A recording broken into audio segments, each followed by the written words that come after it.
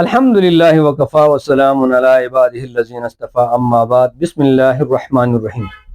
محترم سامعین کرام، فلسطین کے اندر ہماری ماؤں بہنوں کو، بھائیوں کو اور چھوٹے چھوٹے بچوں کو جس بے دردی کے ساتھ روزانہ کی بنیاد پر شہید کیا جا رہا ہے، اور جس طریقے سے ان کے اوپر بم برسائے جاتے ہیں، اور جس طریقے سے ان کو بھوک پیاس کے ذریعے سے بے حال کیا جا رہا ہے، یہ ایک دردناک کہانی ہے۔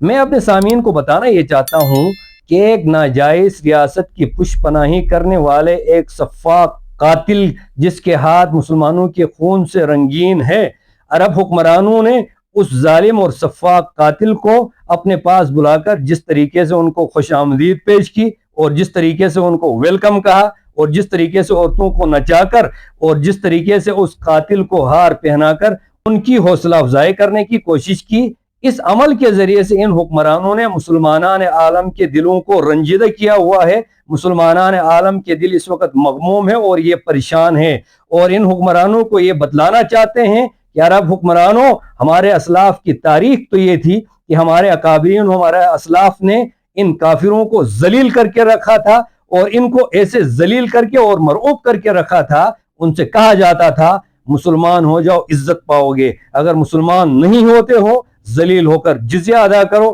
اگر جزیہ بھی ادا نہیں کرتے ہو جہاد کے لیے تیار ہو جاؤ۔ تم نے اپنے اس مکروہ فعل کے ذریعے سے ہمارے ان اسلاف اور بہادر قائدین کی ارواح کو بھی تم نے ٹھیس پہنچانے کی کوشش کی ہے، اور ہمارے محبوب صلی اللہ علیہ وسلم اور ان کے یاروں کو بھی تم نے ٹھیس پہنچانے کی کوشش کی ہے۔ مسلمانان عالم تمہارے اس فعل سے برات کا اظہار کرتے ہیں، اور آخر میں اپنے افواج پاکستان کو گزشتہ دنوں جو انہوں نے ایک کفریہ طاقت کے غرور کو خاک میں ملایا تھا، اس پر میں ان کو خراج تحسین بھی پیش کرتا ہوں، اور اپنے سامعین کی وسعت سے افواج پاکستان سے گزارش کروں گا، یہ درخواست کروں گا، خدا را آپ ان مظلوم مسلمانوں کی بھی آواز بنیں، ان مظلوم مسلمانوں کی مدد کے لیے بھی پہنچ جائے۔ گزشتہ دنوں جو فتوحات آپ کو حاصل ہو گئی تھی، اور جس کے ذریعے سے اللہ رب العزت نے آپ کو عزتوں سے نوازا تھا، خدا کی قسم آپ ان مظلوم مسلمانوں کی آواز بنیں گے، اللہ رب العزت ہزاروں گنا زیادہ اس سے بھی